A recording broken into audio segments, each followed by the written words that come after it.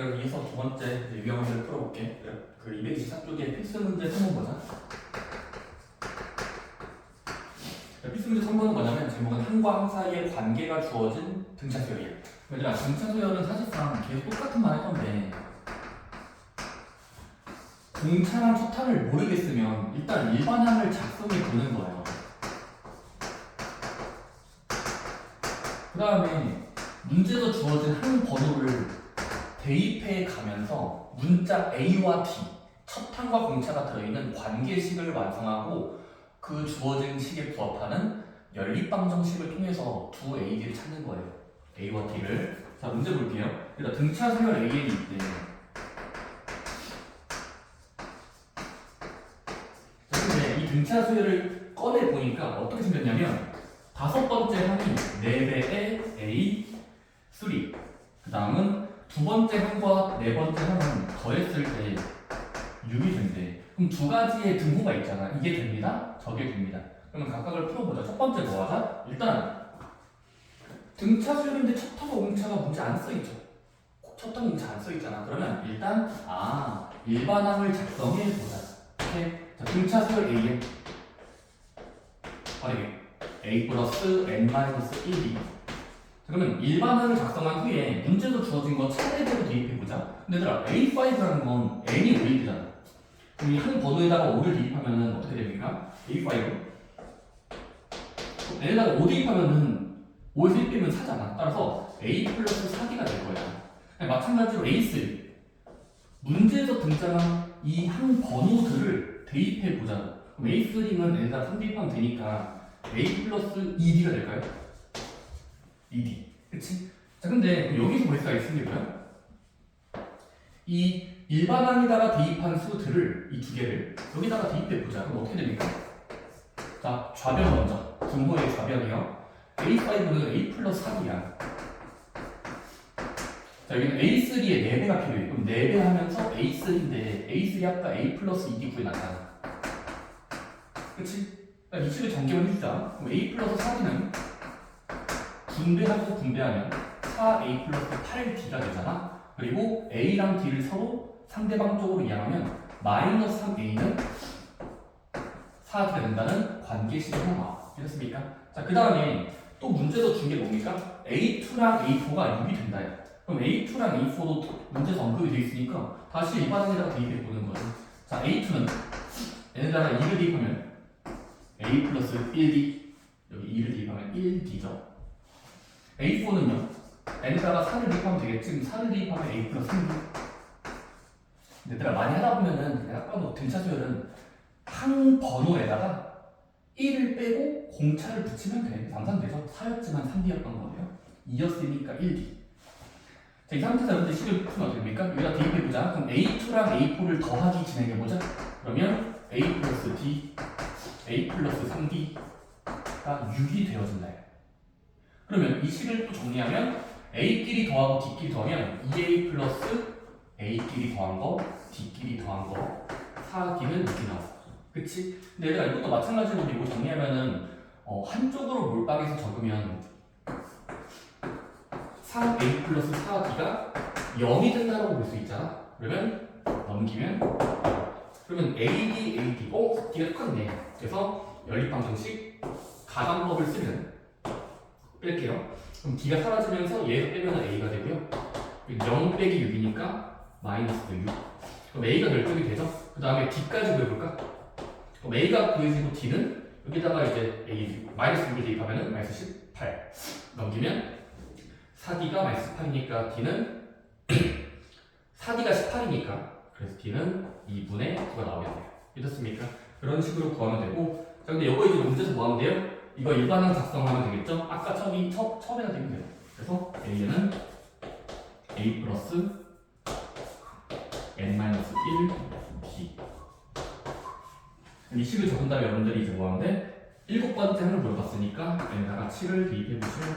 그럼 7을 대입하면 A7 마이너스 6 더하기 7 빼기 1, 6 곱하기 2분의 교바. 그러면 27이죠. 그래서 20이 된다는 게 필수 문제 3번의 수리 과정입니다. 괜찮습니까? 제가 일단 풀이 좀 길게 맞으시면 빠르게 하셔야 됩니다. 일반항 작성하고 문제에서 등장한 항 번호를 대입하자. 그 다음에 필수 문제 4번은 처음으로 음수가 되냐? 처음으로 양수가 되냐를 물어볼 때도 있습니다. 자, 그럼 이거는 일단 쌤이 일단 저거 풀이 과정 보기 전에 쌤이 설명을 해줄게. 등차 수열이 있어. 얘들아, 등차 수열도 쌤이 앞에서 말 안 했지만 사실 함수로 볼 수가 있어요. 수열이 함수라고요? 네. 어차피 얘들아, L이라는 그 항 번호가 바뀔 때마다 그때 노인수, 잠깐만, n이 변할 때마다 그때 노인 결과, 항에 어떤 수가 있을 거 아니야. 항 번호, 항. 이 항이 있을 때 우리는 그러면 얘를 그래프로 그릴 수 있다는 거지. 그럼 그래프 그릴 수 있다고 해보자. 자, 여기다가 n축을 그릴게. x축이 아니라 자연수축인 거야. 1, 2, 3, 4, 5, 6, 7, 8. 그럼 여기는 그에 해당하는 결과값 a, n축을 그릴게. x축과 y축을 바꾼 거예요. n축과 그 항의 결과값이요. 그럼 먼저 생각해보자. 만약에 등차수열이 있어. 등차수열.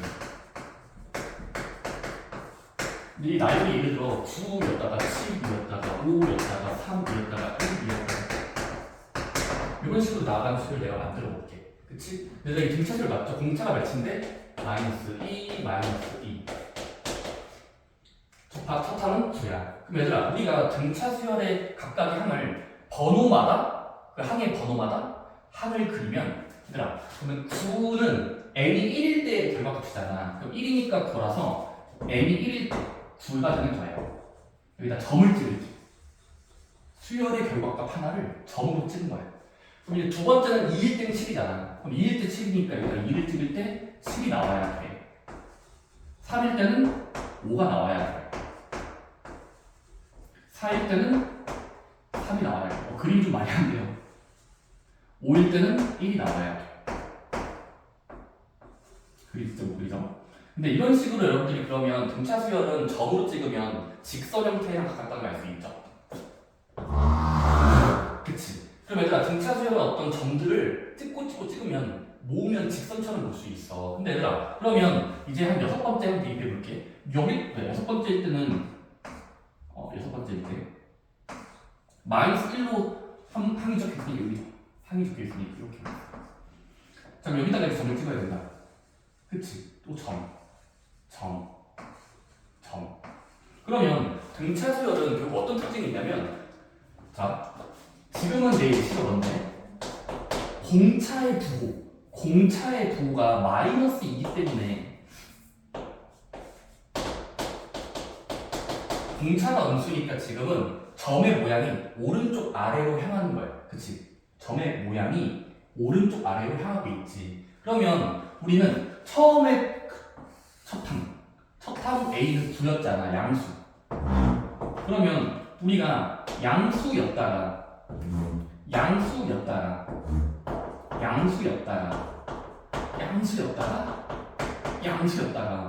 갑자기 음수로 바뀌는, 즉 이 결과가 음수값이 되기 위한 그런 순간은 언젠가 바뀌겠지. 그치? 언젠가 바뀌는데 그때가 언제일까? 바로 어떻게 보면 될 것 같아요? 그래프를 봤을 때 양에서 음으로 넘어갈 때, 바뀔 때 가장 중요한 특징 바로 뭐냐면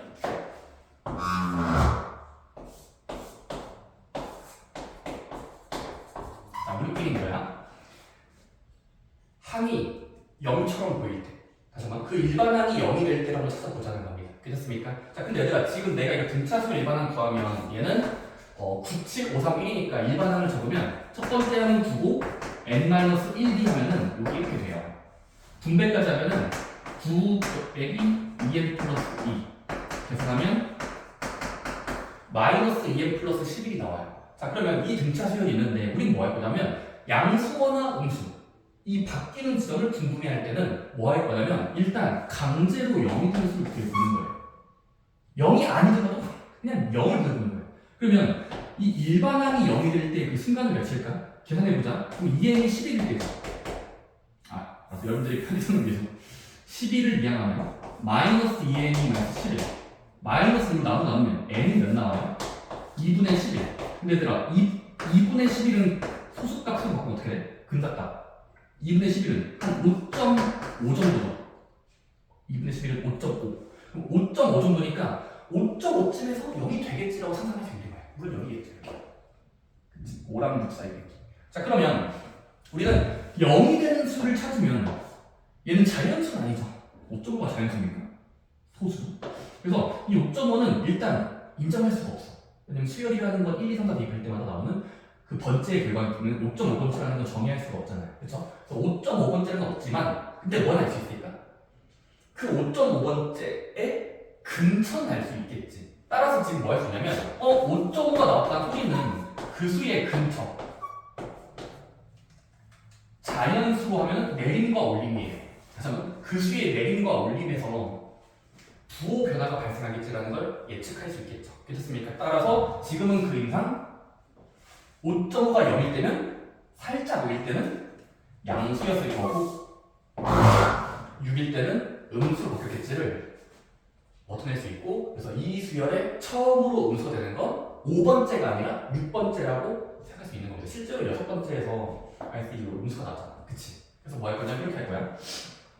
양수가 되는 때, 음수가 되는 때, 그 언제를 더고 싶을 땐 0이 되는 수를 찾고 그 수의 근처, 내림과 올림을 해본 후에 부호를 검사하시면 됩니다. 물론 처음부터 부호를 검사하면 좋은데 아직 여러분들이 실력이 안 될 거라서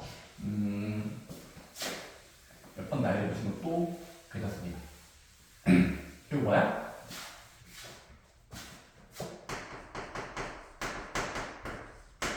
필수문제 5번. 4번이네요. 필수문제 4번 바로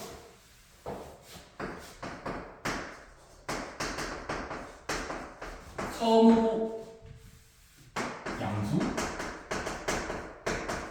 혹은 월, 음수가 되는, 이게 되게 하는 그 항번호 어떻게 구할까? 그리고 뭐 하자? 일반항을 작성한 후 0이 되는 수를 찾겠습니다. 그 다음에 그 0이 되는 수를 찾고 그 수에 내림함수랑 올림함수 에서 둘 중에 하나에서 부호가 바뀔 거니까 주로 사실 올림함수가 달릴 겁니다. 주로 올림함수가 달릴 텐데 이거는 한번 생각해 보세요. 자, 한번 예시 문제로 풀어볼게요. 자, 197, 94, 91, 점점점. 얘들아, 이런 수열이 놓여 있어. 괜찮습니까? 이 수열이 문제에서 뭐 물어보고 있니? 처음으로 양수는 재미가 없어요. 음수가 언제일까를 문제에서 물어봤어. 궁금하니까. 음수가 언제 될까? 음수가 되는 때는 언제나 바로 뭐 하자? 일일이 세지 말고 일반항이라는 걸 작성해서 0이 되는 수를 찾아보자. 그러니까 일반항 어떻게 됩니까? A는 첫 항 99예요. 넘어갈 때는 마이너스 3입니다. 자, 그러면 100이었다가 마삼씩 내려가니까 공차가 마삼이고 첫 항이 100이야. 따라서 일반항 적으면 100 플러스 n-1 공차.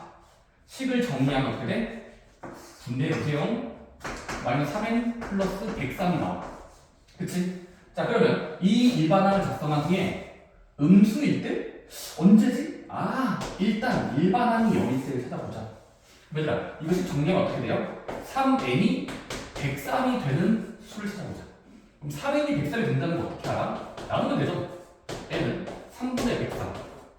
근데 3분의 103의 근사값은 몇이야? 나눗셈 해봐 얘들아. 이거 앞으로 그럼 103을 3으로 나누면 3, 3, 9 3, 4, 12 점 쓰고 0 돌리면 3, 3, 3 즉 34.333 나올 거야. 자, 그러면 34.333 번째에서 0이 되는 거니까 그 수의 근처 언제겠니? 바로 34와 35가 부호가 바뀌는 언제겠지. 자, 근데 그러면 34번째까지는 뭐겠어? 34.333일 때가 0이야. 그럼 그 전에 33은? 양수에서 출발하고 있었잖아, 우리. 그래서 양수에서 출발했으니까 34번째도 양수였겠지. 근데 35번째에서 갑자기 음수가 발생하겠네 라는 걸 수열을 바라보면서 얘가 양수일 거라는 예측과 그 다음으로 나오는 수는 음수겠지 라는 걸 파악할 수 있어서 답은 35번째라고 적으시면 되는 거예요. 그렇습니까? 그래서 0이 되는 수와 올림과 내림을 통해서 그 숫자의 부호 변화를 찾자. 그렇습니까? 주로 올림수가 답이긴 하거든요. 그렇습니까? 그리고 양인지 음인지는 원래 수열의 초기값을 보시면 돼요. 100이었으니까 양수.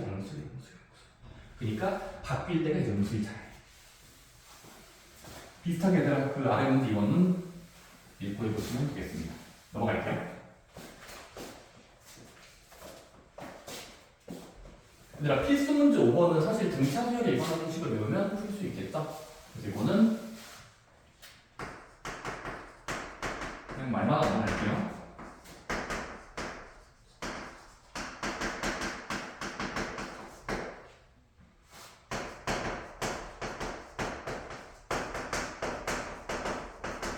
자, 문제에서 등차 수열을 일부분 줘놓고 어떤 특정한 수, 출제자가 좋아하는 수가 있을 겁니다. 예를 들어 100이라든지 5라든지. 자, 특정한 수보다 커지거나 작아질 때를 물어볼 때는 뭐 하시면 될까요? 일일이 나열하지 말고 등차 수열의 일반항을 뽑아와요. 즉, 일반항을 가져온 다음에 공식으로 만든 다음에 그 다음에 이 수가 그 숫자보다 커질 때라고 했으면 부등호 방향을 AN이 커진다. 다시 한번 AN이 그 숫자, 문제에서 주어진 특정한 수를 내용으로 써보면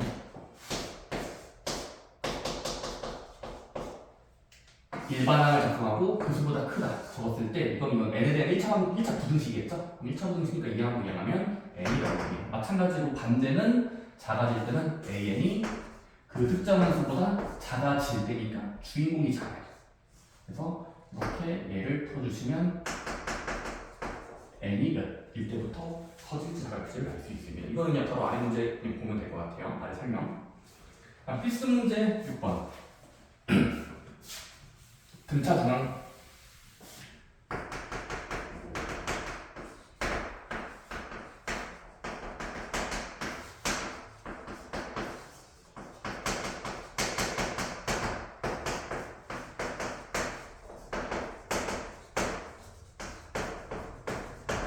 등차 수열의 일부분이 주어져 있을 땐 등차 중앙을 사용한다라는 걸 연습을 하셔야 됩니다. 선생님, 등차 중앙을 사용한다는 게 무슨 말입니까?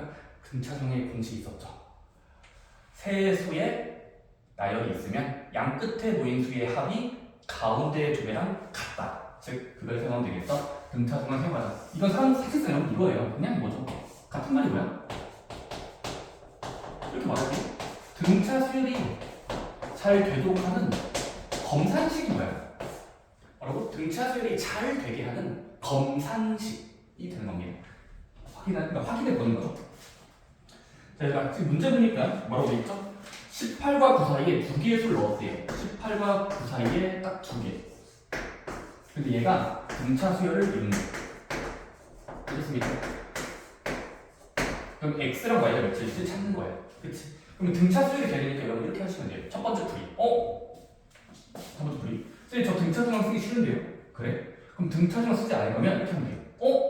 처음과 끝이 주어져 있으니까 다음으로 넘어가기 위한 수를 공차 D라고 부릅니다. 그냥 D라고 치자. 18 더하기 D. 그 다음에 다음 거로 넘어가기 위한 공차를 D라고 적자. 공차를 D라고 적자. 자, 근데 그러면 가면 공차 곱자니까 총 3D가 되겠지. 누적을 하면 공차가 3번 더해질 거 아니야. 자, 근데 처음과 끝을 봤을 때 몇 증가했니? 처음과 끝을 봤을 때 18과 9는 몇 증가했어? 바로 마이너스 9만큼 증가했지. 18 더하기 마이너스 9가 9잖아. 그러면 처음과 끝의 변화량? 각각의 변화량을 한번 비교해보면 되겠죠. 따라서 끝났습니다. 공차들의 총합 3D가 결과물의 공차, 그 처음과 끝의 공차를 결과라고 부를게요. 마이너스 9. 그러면 D는 몇 나와요? 마이너스 3. 그럼 방금 나온 D를 대입해 주시면 됩니다. 자, D에다가 마상을 대입해 봅시다. 그러니까 18 빼기 3 15겠네. 15 빼기 3 12겠네. 12 빼기 3 9. 맞죠. 그래서 정말로 등차 수열이 된다는 걸 확인할 수 있습니다. 그래서 선생님이 방금 말한 첫 번째 풀이는 공차가 없으면 만들어내면 돼요. D라고 주고 한 칸, 두 칸, 세 칸. 처음과 끝도 9칸이니까 빼기 9. 그래서 여러분들이 이거를 이용해서 풀어도 된다. 근데 이렇게 하지 않을 거면은 거시풀이처럼 하시면 되겠습니다. 오케이? 좋아요. 쌤 등차 중앙으로 풀리지 않는데요? 그래요? 이렇게 하셔도 돼요. 18 x y 9. 자, 처음 풀이가 가장 좋고요. 이거는 좀 비효율적입니다. 이겁니다. 쌤, 저는요 4개지만 앞에 3개만 묶을래요. 그러면 18xy니까 이거에 등차 중앙을 쓰면, 자, 등차 중앙이야. 등차 중앙을 사용하면 양 끝에 합이 18 플러스 y가 가운데 2배가 보장된다. 등차 중앙. 그 다음은 선생님 여기 세 번째 것도 해볼래요. 그러니까 두 번째, 세 번째, 네 번째 거를 3개 묶으면 그럼 이것들의 등차 중앙도 할 수 있죠. 어떻게 됩니까? 가운데 항의 2배는 양 끝에 합은 x 플러스 9죠. 9 플러스 x 가운데 2배. 그렇습니까? 이렇게 등차 중앙을 2번 사용하면 그리고 뭐가 됩니까? 문자니까 이거 이항하고 이항해서 연립해서 써도 답이 나옵니다. 이때는 공차는 몇인지 안 나오는데 x랑 y가 몇인지 확실하게 알 수 있어요. 좋습니다. 아래 문제도 집에서 한번 풀어보시고요. 얘들아, 필수 문제 7번은 그냥 등차 중앙 쓰는 거라서 이거는 바로 읽고 한번 해볼래? 필수 문제 7번. 그 다음에 필수 문제 8번이 설명이 필요해요. 필수 문제 8번.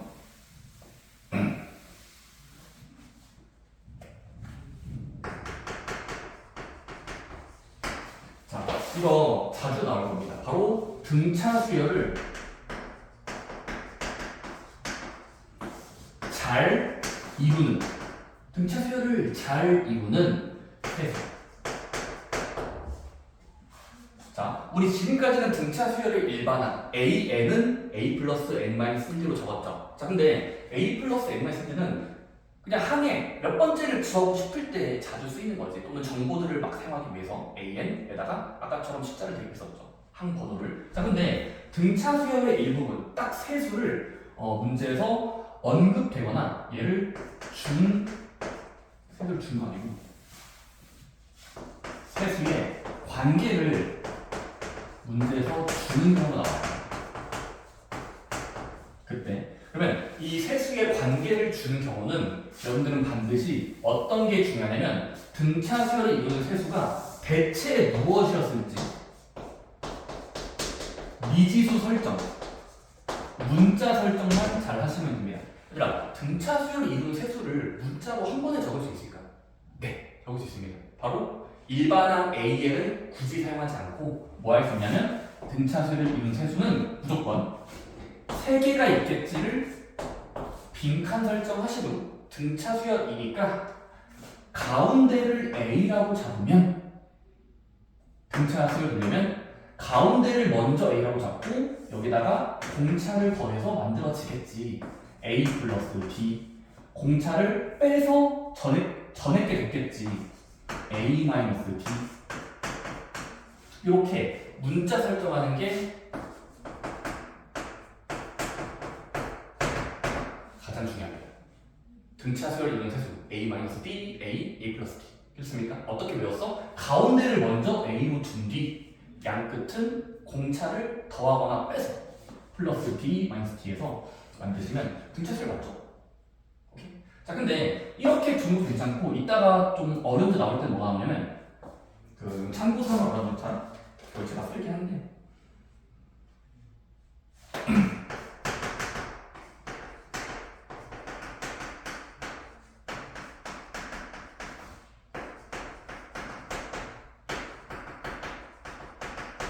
우리는 좀 뒤에까지 바라볼게요. 자, 등차 수열 이루는 내수가 있다. 5수가 있다. 그때는 그 내수의 문자 설정을 일단 외웁시다. 등차 수를 이루는 내수는 이렇게 하시면 돼요. 빈칸 4개, 둡니다. 5수는요. 빈칸 5개를 둡니다. 어떻게 숫자들을 집어넣어야 등차 수열이 보장될까를 문자로 잡을 거라고. 오케이? 자, 첫 번째 문제는 5수 먼저 할게요. 5수 먼저. 자, 똑같아요. 세수처럼 가운데를 A라고 잡아요. 오케이? 그 다음은 다음 거랑 전 거는 a 플러스 d, a 마이너스 d로 잡습니다. 그렇습니까?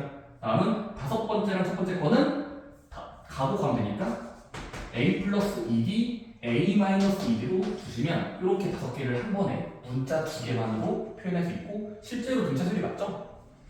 왼쪽에서 오른쪽 방향을 보면은 더하기 d, 더하기 d 일정하게 더하고 있다는 걸 확인할 수 있습니다. 그렇습니까? 자, 근데 내수가 살짝 돌연변이거든요. 등차수열 있는 4개의 수 돌연변이에요. 어떻게 할 거냐면 이렇게 봅시다. 얘들아, 4개짜리는 가운데라는 게 없죠. 아까는 가운데가 있었잖아요. 4개는 가운데가 없어요. 그럼 어떻게 할까? 이거는 살짝 꼼수 쓸 거야. 살짝 꼼수. 이겁니다. 가운데의 근처. 자, 가운데의 근처에 여기를 이렇게 잡을게요. 그냥 a 플러스 d, a 마이너스 d로 쓰는 겁니다.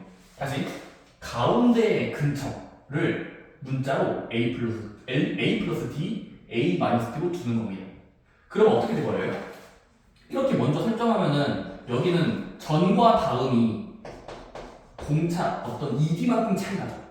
ED. 자, 그러면 여기 ED만큼 차이 나게 한 뒤에 그냥 다음 거랑 전 거 구하시면 돼요. 따라서 이겁니다. 가운데를 a 빼기 d, a 플러스 d로 주면 나머지 두 개는 a 플러스 3d랑 a 마이너스 3d로 줄 수 있게 돼요. 그러면 아다리가 맞죠? 2d씩 올라가고 있으니까. 오케이? 그래서 이것도 중요한 스킬이라서 이 중요한 스킬들은 좀 외웁시다. 4개짜리는 가운데를 a 빼기 d, a 플러스 d로 주고 3d랑 마이너스 3d. 5개짜리는 가운데 a를 잡고 a 플러스 d, a 마이너스 d 이런 식으로 점점 커지도록 문자들이 커지는 방향으로 적어주시면 되겠습니다. 자, 어쨌든 이 문제를 갈게요. 얘들아, 문제 보자. 등차 수열을 이루는 세수의 합이 15이고, 다시 한번 세수의 합이 15이고, 그 다음 제곱의 합이래. 줄여서 제곱 합이라고 부를게. 줄여서 제곱합. 그럼 제곱의 합이 지금은 83. 이때 세수를 구합니다. 세 개의 숫자는 정체가 뭘까요? 더했더니 15, 더했더니 15, 그리고 제곱해서 합하면 83이 되는 어떤 수? 그럼 이렇게 합시다. 자, 등차 수열을 이루는 세수가 적어져 있으면 일단 문자 설정을 하는 겁니다. 바로 위에처럼 a-d, a 플러스 d로 설정합시다. 자, 그럼 어떻게 됩니까? 이렇게 문자 설정을 한 뒤 문제에서 차례대로 주어진 것들을 식으로 표현해보자. 그러면 얘들아, 세수의 합이라는 건 각각 바라보면서 합을 해봐요. 그럼 어떻게 됩니까? 세수의 합. 그럼 더하고 더하면 되죠? 더하면 되나? 15가 됩니다. 끝이죠. 자, 근데 써봤더니 얘들아 놀라운 얘기가 있어요. 이렇게 문자를 적으면 더하는 순간 d가 날아가요. 플러스 d, 마이너스 d를 더하는 거니까 날아갑니다. 그러면 같은 문자인 a는 3번 더해진 거니까 3a가 15가 나오고 3으로 나누면 a는 5라는 벌써 하나의 문자가 결정됩니다. 아, 5짜리네. 5짜리구나. 자, 그 다음에 두 번째, 제곱합이 83에서도 10으로 적어보자. 자, 제곱합이 83. 그럼 제곱합의 정의가 뭐예요? 숫자 하나, 둘, 셋, 세 개에 제곱을 한 뒤 합하는 거예요. 제곱을 한 뒤 합하는 거. 그럼 제곱을 시켜보자. 그럼 a-d의 제곱, a의 제곱, 뒤에 거의 제곱. 그러면 싹 다 제곱하고 더하면 되는 거죠. 더하기. 자, 근데 그 제곱합이 83이라는 게 문제에서 줬었어. 그치? 자, 근데 이것도 잘 보니까, 이거 공통수가 어디서 맨날 했던 거잖아. 완전 제곱식이죠. 완전 제곱식 전개하면 되네요. 전개해보자. 그럼 a제곱 빼기 2ab 플러스 d제곱. 가운데 거는 a제곱. 이거 전개하면은 a제곱 플러스 2ab 플러스 d제곱. 84. 근데 이걸 딱 전개해보니까 또 있습니다. 사라지는 게 있죠. 자, 사라지는 거. 저기와 여기. 같은 문자지만 부호만 달라. 더하면 0이에요. 자, 그러면 남아있는 게 이거 어떻게 됩니까? a제곱, 3a제곱이네. d제곱, 2d제곱이네. 따라서 우리는 3a제곱 더하기 2d제곱이 83이 된다는 걸 얻어낼 수 있죠. 자, 근데 아까 a는 구해놨었다? 5. A랑 5를 대입해볼까? 그럼 5의 제곱에 3배하면 25의 3배니까 75인가? 그럼 75 더하기 2제곱이 83이 돼야 되니까 D제곱 몇 나와? 이거 이항한 다음에 나누기 하면 돼요. 그러면 4가 나오죠. 그럼 D제곱이 4라는 건 D는 플러스 마이너스 2가 나오죠. 그쵸? 자, 근데 플러스 2, 마이너스 2 둘 다 될 수 있는데 누가 정답일까? 상관이 없어요.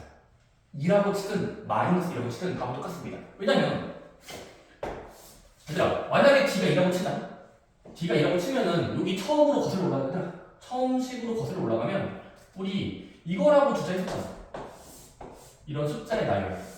그럼 이 숫자의 나열에다가 D에다가 2를 대입해보고 A에다가는 아까 5 나왔으니까 5, 2를 대입해보면 어떻게 됩니까? 이때는 5 빼기 2, 3